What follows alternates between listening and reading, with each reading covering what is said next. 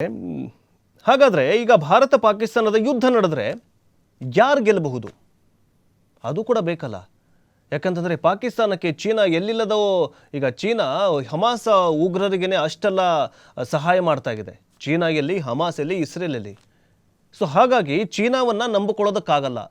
ಯಾವ್ಯಾವ ಪವರ್ಫುಲ್ ಮಿಸೈಲ್ಗಳು ಭಾರತದ ಜೊತೆಗಿದ್ದಾವೆ, ಜೊತೆಗೆ ಪಾಕಿಸ್ತಾನದ ಜೊತೆಗಿದ್ದಾವೆ ಅಂತ ನೋಡಬೇಕಲ್ಲ, ಅಳಿಬೇಕಲ್ಲ. ಯಾವತ್ತೂ ಕೂಡ ಯಾವಾಗ ಹಗ್ಗ ಹಾವಾಗಿ ಬಿಡತ್ತೆ ಅಂತ ಗೊತ್ತಾಗಲ್ಲ. ಸೊ ಅದಕ್ಕೋಸ್ಕರ ಭಾರತ ಮತ್ತು ಪಾಕಿಸ್ತಾನದ ನಡುವಿನ ಸೇನಾ ಶಕ್ತಿಯನ್ನು ಇಲ್ಲಿ ಒಂದು ನೋಡೋಣ. ಯಾಕಂತಂದರೆ ಭಾರತವೂ ಕೂಡ ಪಾಕಿಸ್ತಾನಕ್ಕಿಂತ ಸಂಖ್ಯಾಬಲದಲ್ಲಿ ಹೆಚ್ಚು ಬಲಿಷ್ಠವಿದ್ದರೂ ಕೂಡ ಪಾಕಿಸ್ತಾನವು ಚೀನಾದಿಂದ ಶಸ್ತ್ರಾಸ್ತ್ರಗಳನ್ನು ಪಡಿತಾನೆಗಿದೆ. ನೆಲ, ವಾಯು ಮತ್ತು ನೌಕಾಪಡೆಗಳ ಸಾಮರ್ಥ್ಯದಲ್ಲಿ ಭಾರತ ಸ್ಪಷ್ಟ ಅಂದರೆ ಮೇಲುಗಳನ್ನು ಹೊಂದಿದೆ. ಆದರೆ ಪರಮಾಣು ಶಸ್ತ್ರಾಸ್ತ್ರಗಳ ವಿಚಾರದಲ್ಲಿ ಎರಡೂ ದೇಶಗಳು ಸರಿಸಮವಾಗಿವೆ. ಅಲ್ಲಿ ಪರಮಾಣು ಅಂದರೆ ನ್ಯೂಕ್ಲಿಯರ್ ಪವರಲ್ಲಿ ಭಾರತ ಕಡೆಯೂ ಕೂಡ ಅಷ್ಟೇ ಪವರ್ ಇದೆ, ಪಾಕಿಸ್ತಾನದ ಕಡೆಯೂ ಕೂಡ ಅಷ್ಟೇ ಪವರ್ ಇದೆ ಅಂತ ಹೇಳಲಾಗಿದೆ. ಹಾಗಾದರೆ ಪಾಕಿಸ್ತಾನದ ಮಿಲಿಟರಿ ಬಲ ಎಷ್ಟಿದೆ ಅಂತ ನೋಡ್ತಾ ಹೋಗೋದಾದರೆ, ವಿಶ್ವದ ಅತ್ಯಂತ ಶಕ್ತಿಶಾಲಿ ಮಿಲಿಟರಿಗಳ ಪಟ್ಟಿಯಲ್ಲಿ ತೆಗೆದುಕೊಂಡ್ರೆ ಅಮೆರಿಕ ಮೊದಲನೇ ಸ್ಥಾನದಲ್ಲಿದೆ. ಚೀನಾ, ರಷ್ಯಾ ಬಳಿಕ 4ನೇ ಸ್ಥಾನದಲ್ಲಿ ಭಾರತ ಆಗಿದೆ. ಈ ಸಾಲಿನಲ್ಲಿ ಪಾಕಿಸ್ತಾನ 9ನೇ ಸ್ಥಾನದಲ್ಲಿದೆ. ಅಂದರೆ ಮಿಲಿಟರಿ ಶಕ್ತಿಗಳ ಅಂದರೆ ಯಾವ್ಯಾವ ದೇಶದಲ್ಲಿ ಮಿಲಿಟರಿ ಶಕ್ತಿ ಎಷ್ಟು ಇದೆ ಅನ್ನೋದರ ಒಂದು ಪಟ್ಟಿ ಮಾಡ್ತಾರೆ. ಅದರಲ್ಲಿ ಅಮೆರಿಕ 1ನೇ ಸ್ಥಾನದಲ್ಲಿದೆ, ಜೊತೆಗೆ ಭಾರತ 4ನೇ ಸ್ಥಾನದಲ್ಲಿದೆ, ಪಾಕಿಸ್ತಾನ 9ನೇ ಸ್ಥಾನದಲ್ಲಿದೆ. ಹೀಗಾಗಿ ಪಾಕಿಸ್ತಾನವನ್ನು ಸುಲಭವಾಗಿ ಮಣಿಸುವುದು ಭಾರತಕ್ಕೆ ತುಸು ಕಷ್ಟಕರವಾಗಬಹುದು. ಯಾವುದು? ಸಂಖ್ಯಾಬಲದಲ್ಲಿ, ವಿಶ್ವದ ಅಂದರೆ ಮಿಲಿಟರಿ ಪವರಲ್ಲಿ. ಇನ್ನು ಭಾರತಕ್ಕೆ ಅಂದರೆ ಭಾರತದ ಸೈನಿಕರ ಸಂಖ್ಯಾಬಲ ಎಷ್ಟಿದೆ ಅಂತ ನೋಡ್ತಾ ಹೋಗೋದಾದರೆ, ಭಾರತದಲ್ಲಿ ಕರ್ತವ್ಯ ನಿರತ ಸೈನಿಕರ ಸಂಖ್ಯೆ 14.80 ಲಕ್ಷ ಇದೆ. ಅದರಲ್ಲಿ ಸೇನಾಪಡೆಯಲ್ಲಿ 12.30 ಲಕ್ಷ ಸೈನಿಕರಿದ್ದಾರೆ.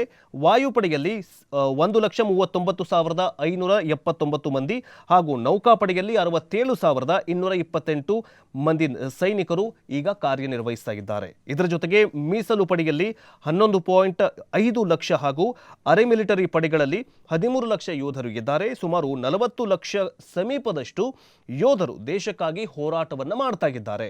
ಇದು ಭಾರತದ ಸಂಖ್ಯಾಬಲ. ಇನ್ನು ಪಾಕಿಸ್ತಾನದ ಸೈನಿಕರ ಬಲ ಹೇಗಿದೆ ಅಂತ ನೋಡ್ತಾ ಹೋಗೋದಾದರೆ, ಭಾರತದ 40 ಲಕ್ಷ ಸೈನಿಕರ ಸಂಖ್ಯೆಗೆ ಪ್ರತಿಯಾಗಿ ಪಾಕಿಸ್ತಾನದ ಬಳಿ ಸಕ್ರಿಯ ಸೈನಿಕರು ಮತ್ತು ಮೀಸಲು ಸೈನಿಕರ ಸಂಖ್ಯೆ ಒಟ್ಟು 12 ಲಕ್ಷ ಯೋಧರ ಲಭ್ಯವಿದ್ದಾರೆ. ಅಂದರೆ 40 ಲಕ್ಷ ಯೋಧರು ಭಾರತದಲ್ಲಿದ್ದರೆ 12 ಲಕ್ಷ ಪಾಕಿಸ್ತಾನದಲ್ಲಿ ಯೋಧರು ಇದ್ದಾರೆ. ಅಂದರೆ ಪಾಕಿಸ್ತಾನದಲ್ಲಿ ಸೈನಿಕರು ಕಾರ್ಯವನ್ನು ಮಾಡ್ತಾ ಇದ್ದಾರೆ. ಇನ್ನು ಪಾಕಿಸ್ತಾನಕ್ಕೆ ಚೀನಾ ಬಲ ಹೇಗಿದೆ ಅಂತ ನೋಡ್ತಾ ಹೋಗೋದಾದರೆ, ಭಾರತಕ್ಕೆ ಹೋಲಿಸಿದರೆ ಪಾಕಿಸ್ತಾನದ ಡಿಫೆನ್ಸ್ ಬಜೆಟ್ ಬಹಳ ಕಡಿಮೆಗಿದೆ. ಆದರೆ ಹಲವಾರು ಶಸ್ತ್ರಾಸ್ತ್ರ ವಿಚಾರದಲ್ಲಿ ಭಾರತಕ್ಕೆ ಸಮೀಪದಷ್ಟು ಸಂಖ್ಯೆಯಲ್ಲಿ ಶಸ್ತ್ರಾಸ್ತ್ರವನ್ನು ಹೊಂದಿದೆ. ಪಾಕಿಸ್ತಾನದಲ್ಲಿ ಏನಂತಂದರೆ, ಭಾರತ ನಾವೇನು ಬಜೆಟ್ ಮಂಡನೆ ಸಂದರ್ಭದಲ್ಲಿ ಅಂದರೆ ಸೇನೆಗೆ ಅಂತ ಇಷ್ಟು ಬಜೆಟನ್ನು ನಾವು ಮೀಸಲಿಟ್ಟಿರ್ತೀವಿ. ಆದರೆ ಪಾಕಿಸ್ತಾನದಲ್ಲಿ ಬಜೆಟ್ ಇಲ್ಲ, ಅಂದರೆ ಬಜೆಟ್ ಕಮ್ಮಿ ಬಜೆಟಲ್ಲಿ ಇದೆ. ಆದರೂ ಕೂಡ ಪಾಕಿಸ್ತಾನದ ಹತ್ರ ಡೆಡ್ಲಿ ಡೇಂಜರಸ್ ಮಿಸೈಲ್ಗಳು ಇದ್ದಾವೆ. ಅದಕ್ಕೆ ಕಾರಣ ಚೀನಾ. ಈಗಾಗಲೇ ಕೆಲವೊಂದಿಷ್ಟು ಶಸ್ತ್ರಾಸ್ತ್ರಗಳು ಚೀನಾ ಸಹಯೋಗದಲ್ಲಿ ಪಾಕಿಸ್ತಾನದಲ್ಲೂ ತಯಾರಾಗುತ್ತಾ ಇರೋದು ಕೂಡ ಉಂಟು. ಹೀಗಾಗಿ ಕಡಿಮೆ ಬಜೆಟ್ನಲ್ಲೂ ಪಾಕಿಸ್ತಾನ ಸಾಕಷ್ಟು